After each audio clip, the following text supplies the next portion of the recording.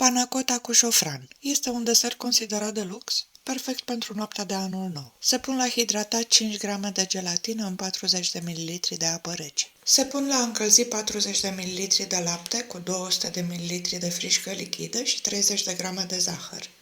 Se adaugă și 10-15 fire de șofran și se lasă pe foc până dă în clocote. Se oprește focul, se acoperă și se lasă deoparte 15 minute. Se amestecă bine cu gelatina și se toarnă prin sită în formele unse înainte cu unt sau cu ulei. Eu am uitat astăzi să le ung, așa că au ieșit destul de greu din formă. Se acoperă și se lasă la răcit la temperatura camerei, aproximativ o oră.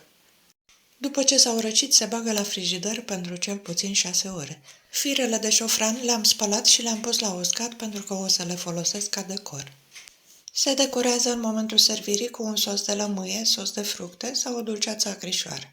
Rețeta este pentru 4 porții făcute în forme de brioșe obișnuite și dacă nu ați încercat niciodată până acum rețeta de panna cotta, trebuie neapărat să o faceți.